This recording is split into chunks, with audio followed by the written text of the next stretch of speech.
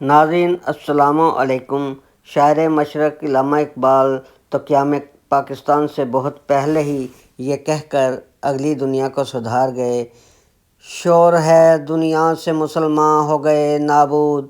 ہم یہ کہتے ہیں کہ تھے بھی کہیں مسلم موجود، وضع میں تم نصارہ ہو تو تمدن میں یہود، یہ مسلمان ہیں جنہیں دیکھ کے شرمائیں یہود، یوں تو سید بھی ہو مرزا بھی ہو افغان بھی ہو، تم سبھی کچھ ہو بتاؤ تو مسلمان بھی ہو۔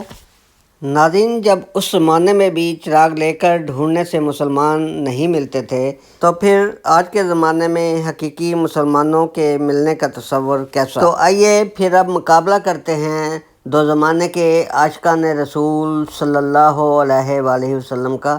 سرور کائنات فخر دو جہاں محمد عربی صلی اللہ علیہ وآلہ وسلم کے عاشقوں کا یہ حال تھا کہ وہ آپ سے بات کرنے سے پہلے قدم قدم پر فدائی امی و ابی کہا کرتے تھے، اور نبی پاک صلی اللہ علیہ وآلہ وسلم کے ایک حکم پر بت خانے ویران ہو جایا کرتے تھے اور شراب کے مٹکے گلیوں میں بہنے لگ جایا کرتے تھے۔ مدینے کی گلیوں میں ہر وقت اللہ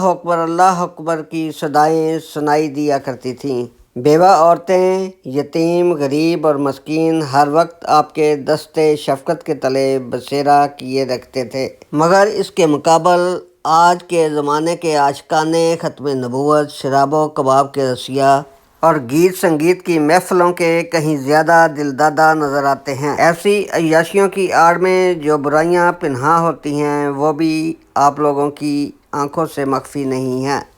مگر آج کے دور کے عاشقان رسول صلی اللہ علیہ وآلہ وسلم اللہ اکبر اور ختم نبوت زندہ باد کا نعرہ لگا کر بلا تفریق اقلیتوں کے ساتھ ساتھ باہم ایک دوسرے کے سر قلم کرتے ہوئے نظر آتے ہیں۔ پاکستان میں عوام الناس کی رہبری کے لیے مولانا مفتی عبدالقوی اور مولانا طاہر اشرفی کی مثالیں آپ کے سامنے ہیں۔ اب تو ننھے ختم نبوت کے رکھوالوں کے لیے کراچی میں ختم نبوت والوں نے اپنی مساجد پر گٹکے کے باقاعدہ کارخانے کھول رکھے ہیں اور کم عمر بچوں کو گٹکے کے نشے سے مخمور کر کے انہیں جنت کے حصول کی طرف بھیج دیا جاتا ہے۔ مفت کے مجاہدین ختم نبوت اور مفت کا گٹکا،